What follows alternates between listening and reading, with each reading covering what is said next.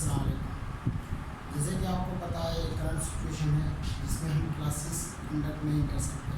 सो हमारे इस Pioneer school ने ये डिसाइड किया है कि हम वीडियो लेक्चर्स के थ्रू आपसे कनेक्ट होंगे। इसमें क्या होगा, सिंपली हम क्या करेंगे, अपनी कोर्स की वीडियोस रिकॉर्ड करके आपको यूट्यूब चैनल पे और व्हाट्सएप ग्रुप में शेयर कर देंगे, जहाँ से आप वीडियोस देखेंगे और कोर्स के हवाले से नॉलेज गेन करेंगे। और उसके अलावा वहीं पे आपको टेस्ट, असाइनमेंट्स और टास्क दिए जाएंगे जो आपको कंप्लीट करने होंगे। सो हम आज पहला टॉपिक शुरू कर रहे हैं क्लास फर्स्ट ईयर का, जो है हमारा कौन सा चैप्टर है, सेट। तो सेट से पहले आप कुछ डिस्कस कर लेते हैं अकॉर्डिंग योर सिलेक्शन। जैसे कि आपने अभी प्री इंजीनियर सिलेक्ट किया होगा फर्स्ट ईयर के हवाले से, या प्री मेडिकल। तो प्री इंजीनियर ने जो स्टूडेंट ने सिलेक्ट किया है, तो उनको मैं मैथमेटिक्स के हवाले से कुछ गाइड कर लूँ कि मैथमेटिक्स कौन सी फर्स्ट ईयर और इंटर की 4 पार्ट्स में डिवाइडेड है। टोटल 4 पार्ट्स में डिवाइडेड है। एक है हमारा अलजेब्रा, दूसरा आ गया ट्रिग्नोमेट्री,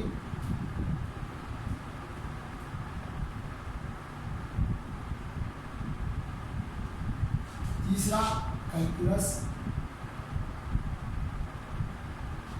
और जियोमेट्री।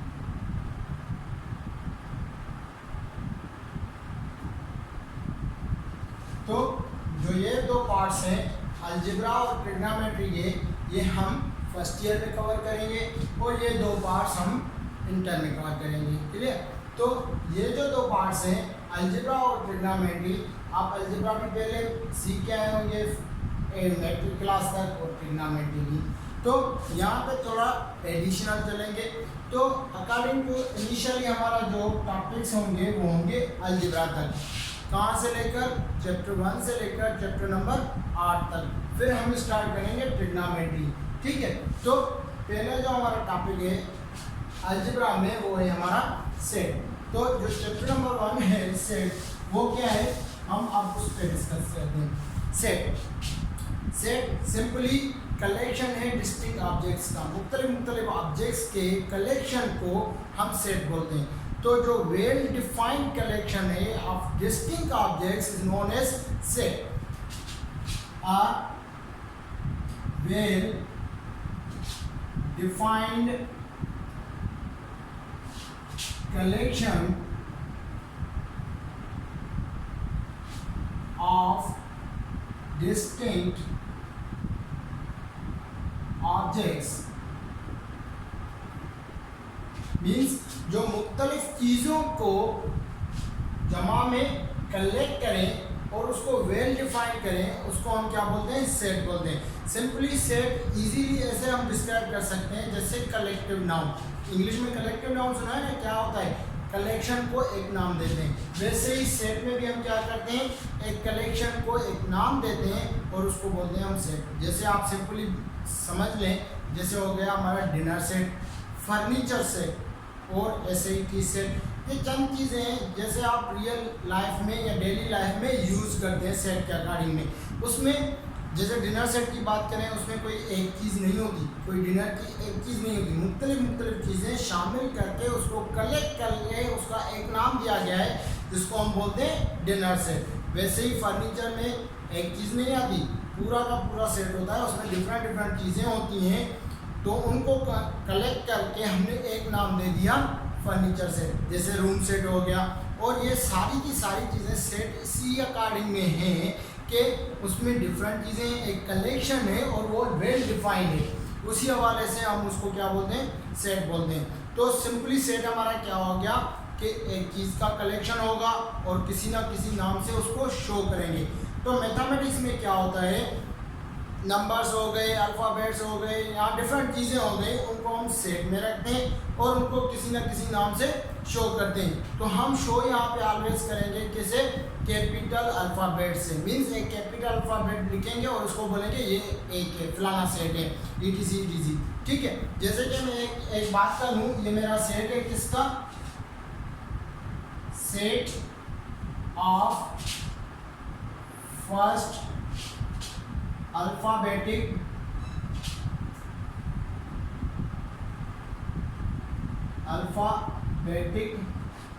English letters. तो सिंपली ये क्या है, set of first alphabetic English letters, जो पहले first five alphabetic English letters, जो पहले 5 अल्फ़ाबेटिक इंग्लिश लेटर्स हैं उनका सेट। अब इसको हम शो कर लेते हैं। फॉर एग्जांपल ये सेट हो गया हमारा ए, कोई भी सेट है ना, तो इसको हम किससे शो करें, ए सेट से। ए सेट कौन सा है, set of first 5 alphabetic English letters, तो हम इसको बोलते हैं ए सेट है। तो हमने इसको किससे शो किया, एक लेटर से शो किया, एक नाम से शो कर लिया कि सेट कौन सा, ए सेट। ठीक है, अब इसके लिखने के तरीके पे आएंगे, हम कैसे सेट को लिख सकते हैं। सेट को लिखने का एक तरीका नहीं है, काफ़ी तरीके हैं, जिसमें से एक तरीका ये है जिसमें मैंने लिखा है, क्या लिखा है, set of first 5 alphabetic English letters. और इस मेथड को जिसमें आप डिस्क्रिप्शन दें किसी भी सेट की डिस्क्रिप्शन दें, उसको हम बोलते हैं डिस्क्रिप्टिव मेथड। तो ये हो गया हमारा डिस्क्रिप्टिव मेथड। अब डिस्क्रिप्टिव मेथड कौन सा है, जिसमें आप डिस्क्रिप्शन दें किसी भी सेट की अगर आप डिस्क्रिप्शन देते हैं तो उसको हम बोलते हैं डिस्क्रिप्टिव मेथड।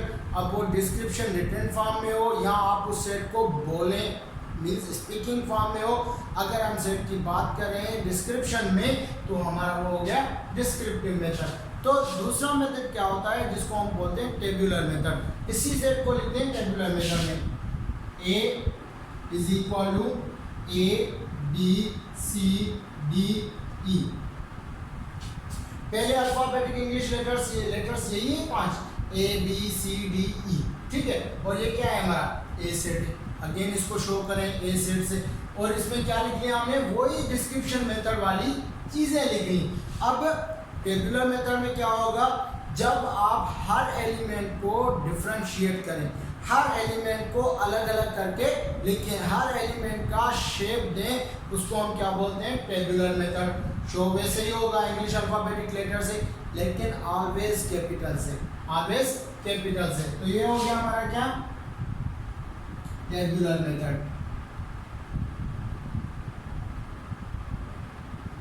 ठीक है, और इसका दूसरा नाम भी है जिसको हम बोलते हैं रोस्टर मेथड।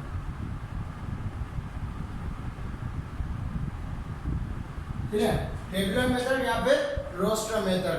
अब देखें, डिनोट या शो ऑलवेज सेट को कैपिटल अल्फाबेट से करना है।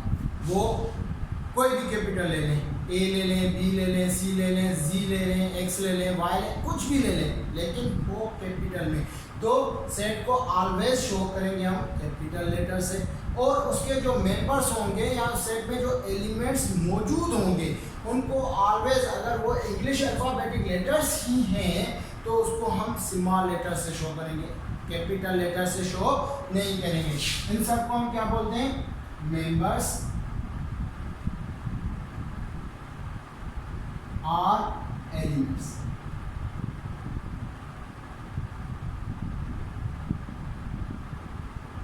ठीक है, जो एलिमेंट्स या मेंबर्स होंगे वो स्मॉल लेटर्स में होंगे, और जो सेट को शो कर रहा होगा वो कैपिटल इंग्लिश अल्फाबेटिक लेटर से होंगे, वो कोई भी हो सकता है। और अगर मैं यहाँ पे ए लिख रहा हूँ कि ए का ये ऑलवेज नहीं होगा कि ए में यही मेंबर्स हों, कोई भी मेंबर्स आ सकते हैं, सिर्फ हम उसको सपोज करके एक नाम दे रहे हैं, ये ए सेट है, ये बी सेट है, ये फलां सेट है।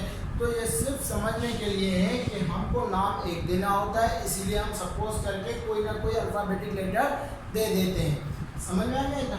ये तो सेट का इंट्रोडक्शन, सेट को लिखते कैसे हैं और उनमें क्या क्या होते हैं। जैसे पहले हमने सेट की डेफिनेशन पढ़ ली, फिर हम सेट का कुछ डिस्क्रिप्टिव फॉर्म और उसी को टेबुलर फॉर्म में लिख लिया। क्लियर? तो अब मैथमेटिक्स में चंद चीज़ें होती हैं समझने के लिए, जैसे हम ग्रामर को या इंग्लिश को जैसे डिस्क्राइब करते हैं वैसे ही हमारे मैथ को डिस्क्राइब करने के लिए कुछ चीज़ें होती हैं। तो ऑलवेज मैथमेटिक्स में डिस्क्रिप्शन नहीं चलती, वहाँ पे चलती हैं सिंबल्स। खास करके हम किस में डील करते हैं? सिंबल्स पे। तो चंद सिंबल्स पर यहाँ पे जिक्र कर लेते हैं कौन कौन सी सिंबल्स हैं। ठीक है,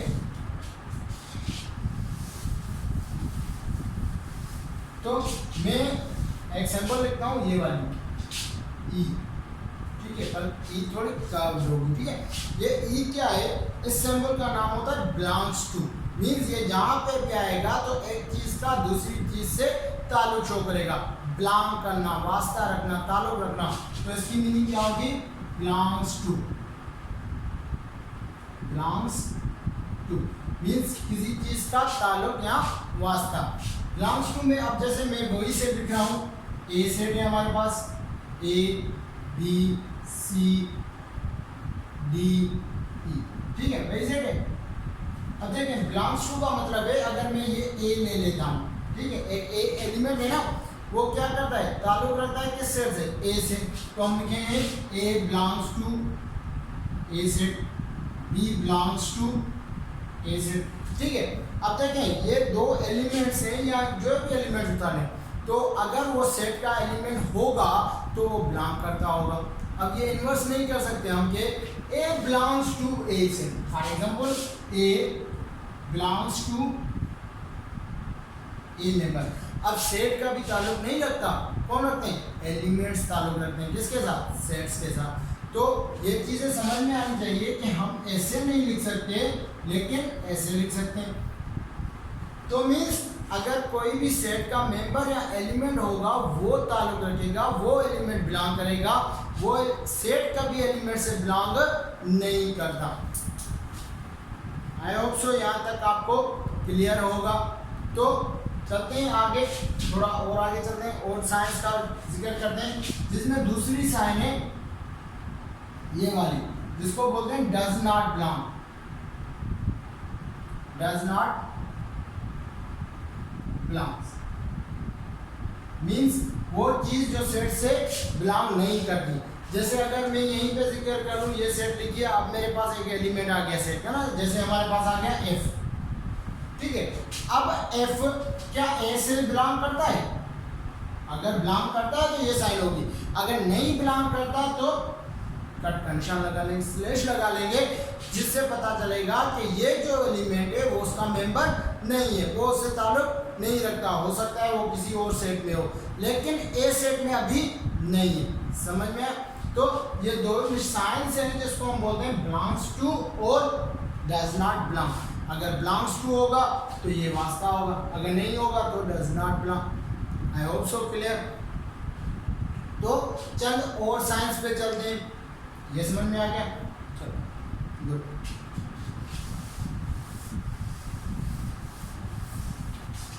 तो हमारे पास एक साइन आ गई जिसको हम बोलते हैं ये, जिसका नाम है लेस देन।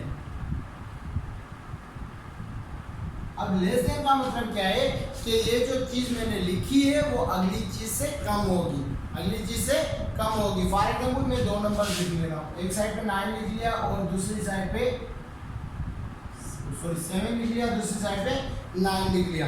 अब देखें ये जो 7 है, अगर मैं इसकी बात करूं, ये 9 से कम है, ये 9 से कम है, तो हम क्या करेंगे? इसके दरमियान जो साइन लगाएंगे वो होगी लेस देन की।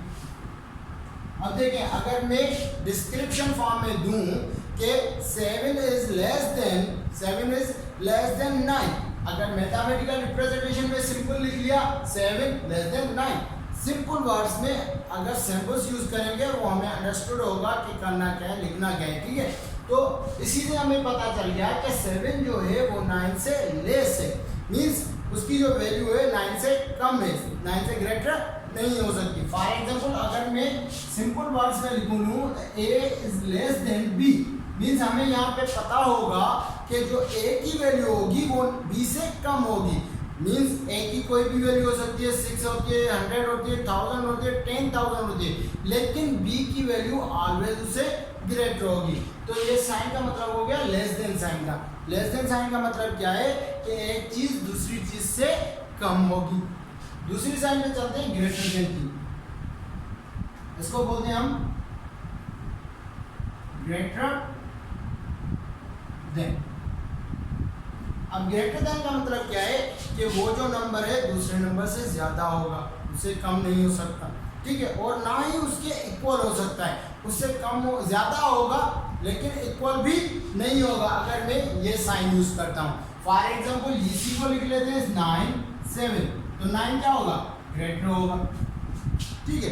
तो अगर इसी कॉन्सेप्ट में लिखूं a is greater than b, means वहां पे a लेस था, अगर इस कंडीशन में लिखेंगे तो a क्या होगा, अब उससे वैल्यू बड़ी होगी, a is greater than b, तो मीन्स a की वैल्यू अब b से बड़ी होगी और b की वैल्यू कम होगी। आई होप सो यहाँ तक क्लियर होगा। अब चलते हैं कहाँ पे, इस साइन को यूज करते हैं, इसको बोलते हैं लेस और इक्वल। लेस और इक्वल, लेस और इक्वल का मतलब क्या है, या तो वो उससे कम होगी या ज्यादा से ज्यादा उसके इक्वल होगी, उससे बड़ी वैल्यू नहीं होगी। इसका आंसर लेंगे ए लेस और इक्वल बी, मीन्स क्या हो सकता है, कोई भी नंबर ले लें, ए का ले लें, बी का कोई भी नंबर ले लें। अब कंडीशन ये अप्लाई होगी कि या तो ए आपको बी से कम रखना होगा या इक्वल रखना होगा, ज्यादा से ज्यादा क्या करना होगा, इक्वल रखना होगा, उससे बड़ा नहीं रखना। तो इस साइन का मतलब क्या है, लेस और इक्वल, मीन्स सपोजिशन में अगर कहीं पे भी हम नंबर देते हैं कि ये फला नंबर है, फॉर एग्जाम्पल एक्स नंबर है और दूसरी तरफ हमारे वाई नंबर है, अब इन दोनों के बीच में क्या रिलेशनशिप है, जो एक्स है वो वाई से कम है या वाई से y के इक्वल है। अगर दोनों कंडीशन हो सकती है, अगर हमें पता नहीं है क्या हो सकता है, लेकिन ये पता है कि कम है या इक्वल है, कम है या इक्वल है, मीन्स कम में फिर लेके आते हैं कि इक्वल तक हो सकता है, ठीक है। अगर ये साइन होगी उसमें तो 100% ये यकीन होगा कि वो वैल्यू उससे कम है, इक्वल नहीं हो सकती। तो इस साइन का मतलब क्या होगा, लेस और इक्वल। तो ऐसे ही हमारे पास दूसरी वैल्यू क्या होगी, ग्रेटर और इक्वल। ग्रेटर और इक्वल, ग्रेटर और इक्वल का क्या कॉन्सेप्ट है, simple very same concept, greater means बड़ा, अब क्या होगा, वो वैल्यू उससे बड़ी होगी या ज्यादा से ज्यादा उसके इक्वल होगी, उससे कम नहीं हो सकती। तो अगर मैं सपोज कर लूँ एक मेरा नंबर है एक्स और दूसरा नंबर है वाई, हमें पता है कि एक्स वाई से बड़ा है, एक्स वाई से बड़ा है, लेकिन ये पता नहीं मे भी इक्वल हो सकता है, मे भी पॉसिबिलिटी है कि वो इक्वल हो सकता है। तो हम क्या लगाएंगे, ग्रेटर और इक्वल, मीन्स एक्स वाई से बड़ा है और दूसरी कंडीशन में वो इक्वल भी हो सकता है, हमें कुछ पता नहीं, लेकिन ये पता है कि बड़ा है और पॉसिबिलिटी है कि इक्वल आ जाए, उससे कम नहीं हो सकता, तभी हम क्या लिखते हैं, ग्रेटर और इक्वल। आई होप सो यहाँ तक क्लियर होगा। तो ये चंद सिंबल्स थी या साइंस थी जो हमारी मैथमेटिक्स में यूज होती है, और ये खास करके हम सेट जैसे जैसे आगे बढ़ते जाएंगे तो इनका यूज आता जाएगा। तो सिंपली ये चंद चीज़ें जो इंट्रो में मैं आपको समझा रहा हूँ वो आपको क्लियर होना चाहिए कि सिंबल्स का मतलब क्या है। अगर मैं ग्रेटर देन यूज करूँगा उसका मतलब क्या होगा, अगर लेस देन यूज करूँगा तो उसका मतलब क्या होगा, क्लियर। तो चलो थोड़ा सा आगे चलते हैं,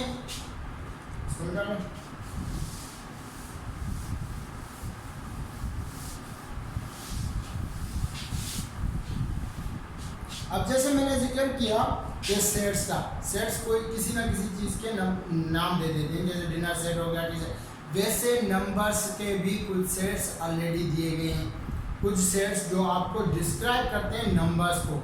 अब ये कौन कौन से नंबर हैं, किस किस में शामिल हो रहे हैं, फॉर एग्जांपल 2 है कहाँ शामिल होगा, फॉर एग्जाम्पल 6 है कहाँ पे शामिल होगा, -9 है कहाँ पे शामिल होगा, फॉर एग्जांपल -8 है कहाँ पे शामिल होगा, 0 कहाँ पे शामिल होगा, 2/3 कहाँ पे, ये जो भी चीज़ें हैं वो कहीं ना कहीं तो होंगी।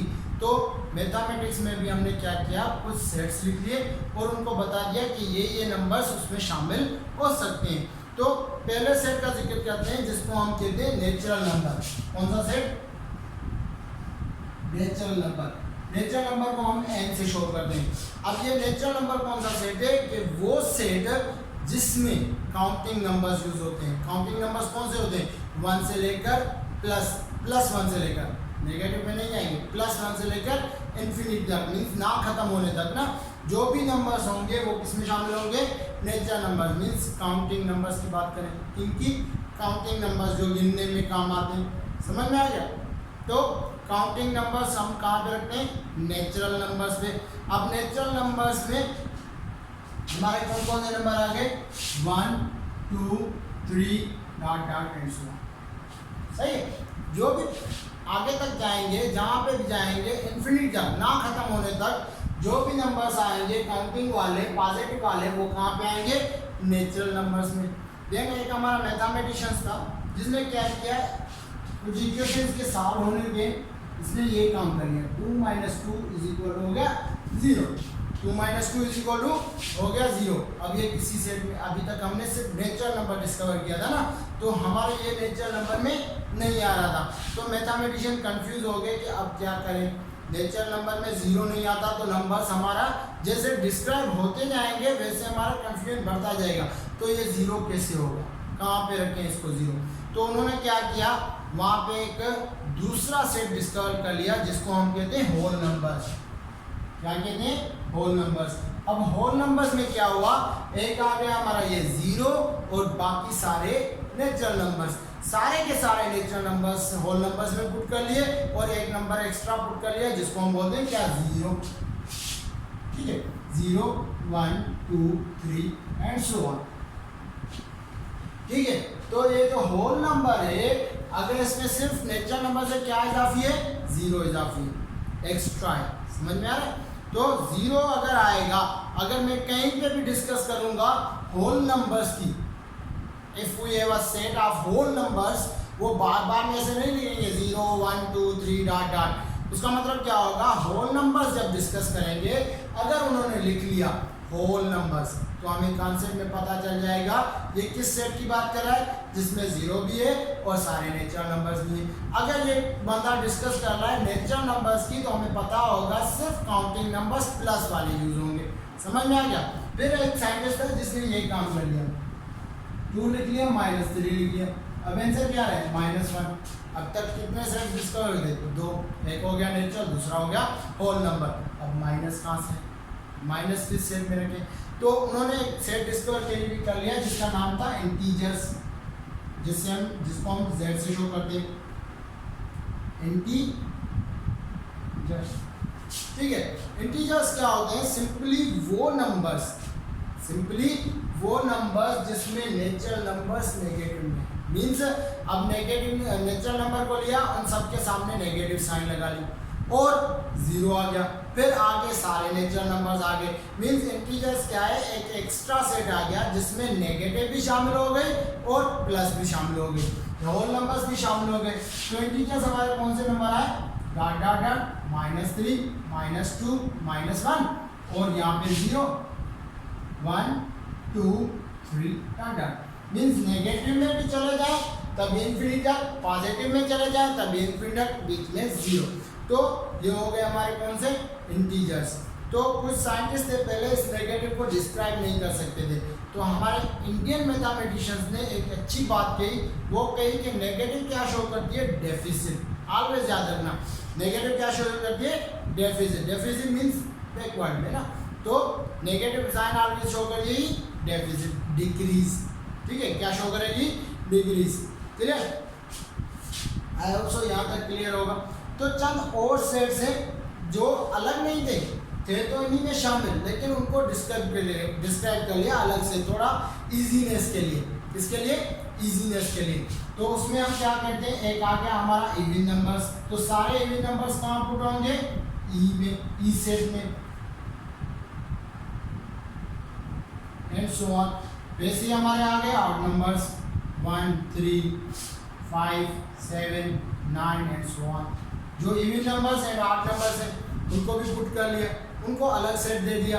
इवन नंबर्स को ई से शो कर लिया, ऑड नंबर से ओ से शो कर लिया। अब इवन एंड ऑड का मतलब क्या होगा, अगर कहीं पे भी हम नेचुरल की हमें ज़रूरत नहीं, हमें सिर्फ इवन नंबर्स की ज़रूरत है, एक पैटर्न की ज़रूरत है जो इवन नंबर्स का हो, तो हम उसको सिंपली क्या कहते हैं कि सेट ऑफ इवन नंबर्स। अब हमें पता चलेगा कि इवन नंबर कौन से, जो हमारे नेचुरल नंबर्स में थे लेकिन सिर्फ इवन नंबर आएंगे, उसमें ऑड नंबर्स नहीं आएंगे, क्योंकि natural number is the combination of even number and odd number. Means even number और ऑड नंबर का जो कॉम्बिनेशन है वो आ गया नेचुरल नंबर्स। अब हमें सिर्फ इवन नंबर्स चाहिए तो उनका सेट लिख लिया, ऑड नंबर्स चाहिए तो उनका सेट लिख लिया। फिर एक दूसरे नंबर्स आते हैं जिसको बोलते हैं प्राइम नंबर्स। क्या बोलते हैं, प्राइम नंबर्स। अब प्राइम नंबर्स क्या हैं, वो नंबर्स जिसको या तो सिर्फ एक की टेबल डिवाइड करें, क्या करें, एक की टेबल डिवाइड करें, वन की टेबल डिवाइड करें, दूसरी उसको उस नंबर की ही टेबल एग्जैक्टली डिवाइड करे, फ्रैक्शन में आंसर ना आना चाहिए, इसमें आंसर ना आना चाहिए, फ्रैक्शन में, डेसिमल में, इसमें आंसर ना आना चाहिए। तो वो नंबर्स जिसको एक तो वन की टेबल डिवाइड करे और दूसरी वो खुद की नंबर की टेबल डिवाइड करे, लेकिन जो खुद का डिवाइड करेगा वो नंबर ग्रेटर देन वन होना चाहिए। कंडीशन ये कि जो दूसरा नंबर होगा वो डिवाइड करे वो ग्रेटर देन वन हो। तो हम प्राइम नंबर्स को लिख लेते हैं 2, 3, 5 and for example 7 and so on. ये वो नंबर्स हैं जिसको सिर्फ अपनी टेबल और वन की टेबल डिवाइड करते हैं। जैसे 2 आ गया, 2 को 1 डिवाइड कर सकता है और 2 को 2 डिवाइड कर सकता है। 3 आ गया, 3 को 1 डिवाइड कर सकता है और 3 खुद को डिवाइड कर सकता है। अब ऐसे नहीं हो सकता कि 3 को 2 डिवाइड करे, अगर 2 डिवाइड करेगा तो फ्रैक्शन में आंसर आ जाएगा कंप्लीट। हमारे पास फ्रैक्शन में आंसर नहीं चाहिए, ठीक है। और दूसरी बात, हम यहाँ पे 1 क्यों नहीं पुट कर रहे, फॉर एग्जाम्पल 1 वो नंबर है ना जो खुद को डिवाइड भी कर रहा है और 1 भी डिवाइड कर रहा है, लेकिन इसमें दूसरी कंडीशन मैंने क्या बताई थी कि वो जो दूसरा नंबर डिवाइड करेगा खुद को वो ग्रेटर देन 1 होना चाहिए। तो 1 को कोई ग्रेटर देन 1 कैसे डिवाइड कर सकता है, क्लियर। तो प्राइम नंबर्स ये हो गए। और प्राइम नंबर्स की एक बेहतरीन चीज़ ये है कि इसमें इवन नंबर सिर्फ एक ही है, इवन नंबर सिर्फ एक ही है, वो है 2। इससे ज़्यादा कोई और इवन नंबर प्राइम में आ ही नहीं सकता। तो समझ लीजिए कहीं पे भी आपको अगर पूछ रहा है कि कौन सा इवन नंबर प्राइम नंबर है तो वो एक ही है, वो है 2 और कोई नहीं हो सकता। अंडरस्टैंड, समझ में आ गया। तो यहाँ तक जो है हम सिर्फ नंबर्स को एग्जैक्टली वैल्यूज़ का बात कर रहे थे। किसकी वैल्यूज़ की, एग्जैक्टली वैल्यूज़, जैसे 1, 2, 3 एग्जैक्ट थी, इसमें फ्रैक्शंस मौजूद नहीं थे। तो साइंटिस्ट को कुछ इश्यूज हुए कि फ्रैक्शन कहाँ आएगी, फ्रैक्शंस कहाँ आएगी, तो उन्होंने एक और सेट डिस्क्राइब कर लिया जिसका नाम था रेशनल नंबर। क्या था, रेशनल नंबर, क्लियर। तो रेशनल नंबर क्या थे, number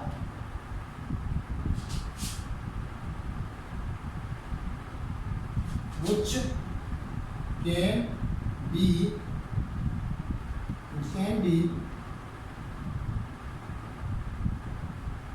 written in P upon Q form, जो P upon Q फॉर्म में लिख सकते हैं उसको हम क्या बोलते हैं, रेशनल नंबर्स। कौन से नंबर्स, रेशनल नंबर्स। तो जो भी P upon Q form mean जो भी फ्रैक्शन फॉर्म में लिख सकते हैं वो आ जाएगा किसमें, रेशनल नंबर्स में। अब देखें कोई भी नंबर ले लें, फॉर एग्जांपल अगर मैं 2 की बात कर रहा हूँ तो 2 भी हमारा क्या है, रेशनल नंबर है। कैसे, P upon Q फॉर्म में हमारे पास ऑलवेज नीचे डिवाइड में 1 मौजूद है। मीन्स यहाँ तक जो भी हम सेट पढ़ाए थे वो हमारे पूरे के पूरे शामिल हो गए किसमें, रेशनल नंबर्स में। एक चीज़ वो, और दूसरे नंबर्स वो जो खुद रेशनल फॉर्म में हो, P upon 2 upon 3 किसमें, P upon Q फॉर्म में। मीन्स जो भी नंबर्स, एक तो ये सारे सेट हो गए और दूसरे जो P upon Q फॉर्म में या फ्रैक्शन फॉर्म में लिख सकते हैं उनको हम क्या बोलते हैं, रेशनल नंबर्स। तो उम्मीद है यहाँ तक आपको रेशनल नंबर क्लियर होगा। तो रेशनल नंबर और दूसरा आ गया हमारे पास कौन सा, जिसको हम बोलते हैं इरेशनल नंबर्स। अब कुछ ऐसे नंबर्स भी हैं जो इनसे भी ज़्यादा हैं, क्या है, वो number which can not be written in P upon Q, वो नंबर जो P upon Q में ना लिख सकते। तो ऐसे कौन से नंबर हैं, इंटरेस्टिंगली ऐसे कौन से नंबर हैं जो P upon Q फॉर्म में नहीं लिख सकते। उनमें सिर्फ 3 नंबर्स हैं जो कभी P upon Q फॉर्म में नहीं आ सकते। तो वो नंबर्स कौन से? एक तो आ गया E, जिसको हम बोलते हैं एक्सपोनेंशियल, एक नंबर आ गया E, जिसको हम बोलते हैं एक्सपोनेंशियल, और इसकी वैल्यूज है 2.18 समथिंग। इस पॉइंट्स के साथ चलता जाएगा इन्फिनिटी तक, ठीक है, 2.18 समथिंग। और दूसरा नंबर आ गया, इसमें आ गया हमारा पाई, जिसकी वैल्यू है 3.14 एंड सो ऑन, ये भी चलता जाएगा, ठीक है। देन तीसरे नंबर्स आते हैं इसमें, जो है हमारे क्या, रूट ऑफ प्राइम नंबर्स। अगर जो भी प्राइम नंबर है और उसको रूट में रख लें तो वो P upon Q फॉर्म में नहीं लिख सकते। P upon Q फॉर्म में मतलब क्या है, अगर वो एक नंबर रखें डिवाइड में कोई number, means x upon y रखें, फॉर एग्जाम्पल कोई भी नंबर रख लेते हैं x upon y। अगर कोई भी नंबर हो x और y है, उसको x नंबर को y से डिवाइड करें कि हमें इनकी वैल्यूज दें, इक्वल वैल्यूज दें, अप्रोक्सीमेटली इक्वल वैल्यूज दें, तो वो हमारे होंगे रेशनल नंबर्स में शामिल हो सकते हैं। लेकिन ऐसे कोई नंबर हैं जिनको 2 को डिवाइड करें और हमें इनकी वैल्यूज मिले, इक्वल वैल्यूज मिले, तो इसलिए हमारे दूसरे नंबर आ रहे हैं रेशनल नंबर, जिसको हम P upon Q फॉर्म में नहीं लिख सकते, मीन्स x upon y वाली शक्ल में नहीं लिख सकते, इक्वल नहीं कर सकते। तभी कभी कभी हम पाई की वैल्यू यूज करते हैं, वो होगी 22/7, सबको याद होगा। लेकिन ये जो वैल्यू है वो अप्रॉक्सीमेटली है, क्या है, अप्रॉक्सीमेटली, मीन्स पाई की जो एग्जैक्ट वैल्यू है वो है हमारी क्या, रेशनल नंबर। लेकिन ये जो हमारी वैल्यू है 22/7 P upon Q फॉर्म में, और ये वैल्यू हमारी किसमें आएगी, रेशनल नंबर में। तो याद रखें कि 22/7 जो है वो P upon Q फॉर्म में है, और वो ऑलवेज हमारी क्या होती है, रेशनल नंबर्स। इसीलिए ये पाई की अप्रोक्सीमेटली वैल्यू है, इक्वल वैल्यू नहीं है। उम्मीद है यहाँ तक समझ में आ गया होगा। तो चलो यहाँ तक जो भी सेट्स लिखे, एक लास्ट सेट है जो सारे नंबर्स को डिस्क्राइब कर लेता है, सारे के सारे नंबर्स उसमें शामिल हो जाएंगे, मीन्स सबसे बड़ा जो सेट है वो सेट।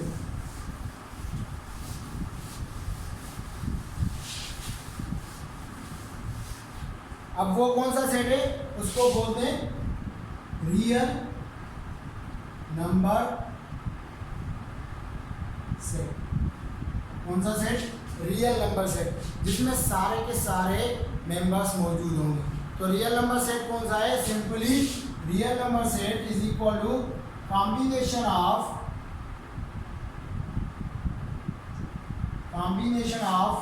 Rational and irrational. कौन से, combination of rational and irrational numbers, means जो भी रेशनल नंबर्स हैं वो भी इसमें शामिल है, जो भी इरेशनल नंबर्स हैं वो भी इनमें शामिल है। तो ये हमारा कौन सा हो गया, रियल नंबर सेट। तो स्टूडेंट्स आज के लिए इतना ही, इंशाल्लाह नेक्स्ट लेक्चर में हमारी मुलाकात होगी। लेकिन इससे पहले मैं आपको एक बात बता दूं कि मैं आपको एक्सरसाइज देता जाऊंगा बुक्स की, वो आप सॉल्व करते जाएंगे ना, तो ताकि हम दोनों को इजी होगी। मैथमेटिक्स में एक चीज़ है, वो है प्रैक्टिस। अगर आप प्रैक्टिस को छोड़ देंगे तो मैथमेटिक्स डिफ़िकल्ट होती जाएगी। अगर आप प्रैक्टिस को कंटिन्यू रखेंगे तो मैथमेटिक्स बहुत ईजी होगी। अस्सलाम वालेकुम।